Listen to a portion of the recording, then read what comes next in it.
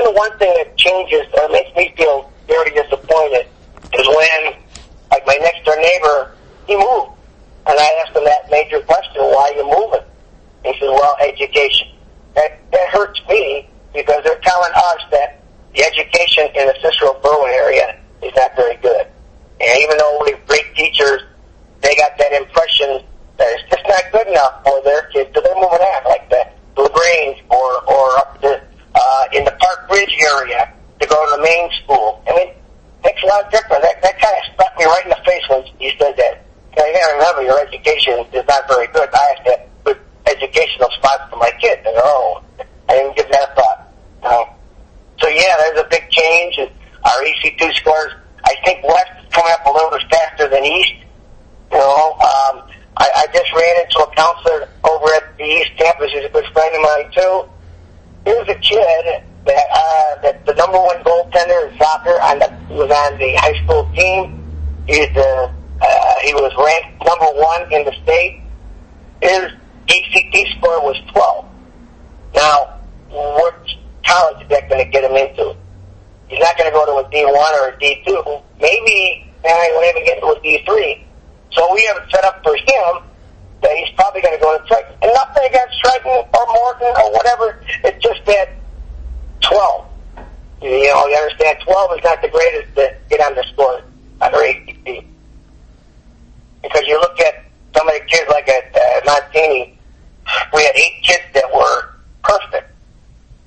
Perfect 34. What can you do? Different cultures. Parents went to school to try to become something more. Your parents, not that they don't want you to become more, but they worked the 2 jobs. Look at your mom and dad when they worked. It was like mom working or dad working the day, dad comes home, then mom works at night, or vice versa. So you never had them both. We never had a family with 2 parents. You always had maybe one. Mm-hmm. And it's all basically like it goes back to majority of those families have been like they're immigrants, so obviously they have to take advantage of any job that is provided, even if it takes up giving up family time or looking out for their children.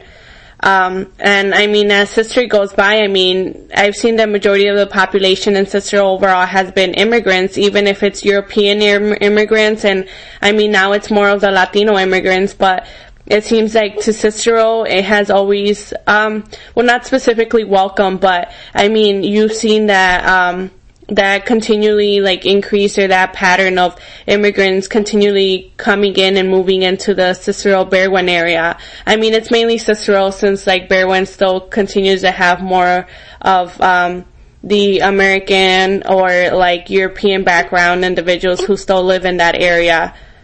But it's changing real fast to be Hispanic. If you go towards the area closer to Riverside, North Riverside, that's a little bit different. That's still changing or staying your, what do you want to call them? Caucasian, maybe, but that's changing too. If you go up by, where Lincoln Junior High School is, it's just in Berwyn. Yes. On 16th, they have the most crime up there. And unfortunately, they have a lot of Afro-American kids that live up there, and that's where a lot of fights at the school, everything at that school, And I think the one thing that I found out over the years is that you guys, I mean that bluntly, you Hispanic people, you're great. You are great. You'll do anything for us as teachers. And that doesn't always happen, When I ran the prom that year, the guys I had, all those people, all you kids were fantastic for us. We could never have gotten it done. We know that. That's what you guys did. And you're very proud of what you did. And I was too, because you were part of our thing. That meant a lot. And I respect a lot of things that you guys do. And I always will. Yeah, that's one thing that I know that sometimes. Just do me a big favor, okay? Try to get away from some other names like Garcia or whatever, because I never know them all. Like I had a gal come up to me, I was up on 39th in Harlem, and she goes, "Hey, Mr. Chasek, you remember me, right?"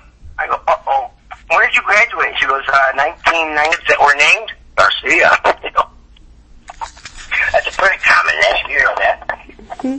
So what year did you begin teaching there at Morton? I was at Morton in 1982. Wow, so you were there for many years, so you were able to witness all those changes.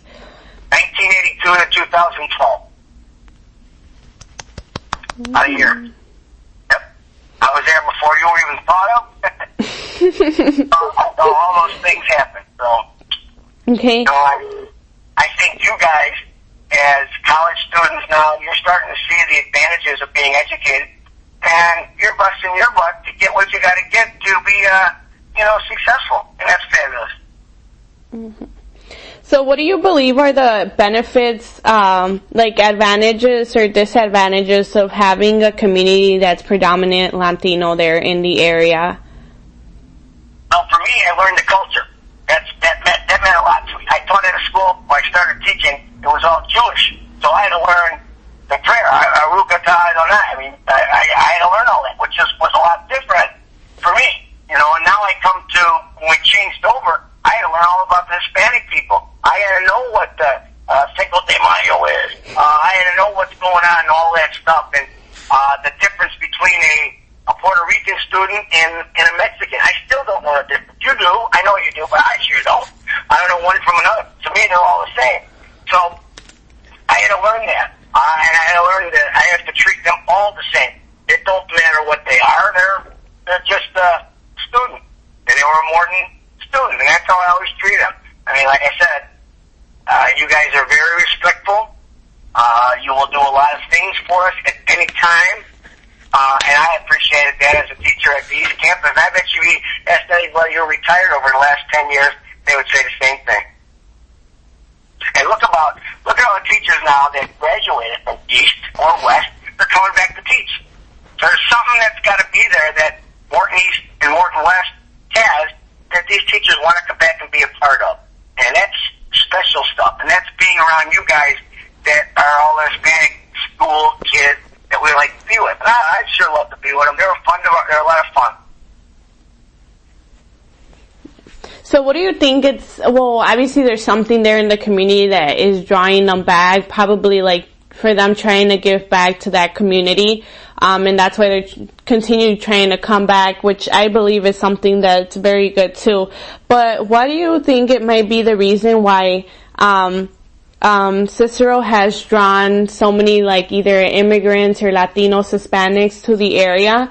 Or what is something that maybe Cicero has that other nearby towns or cities don't have that make it stand out or make it the reason why they actually was the reason why, majority of the time was that you did state that majority of the immigrants, or overall individuals have that sequence where they continue moving out west, and they believe that the more west you move on, the better life you get, or, better communities, and that's like the idea that a lot of people have.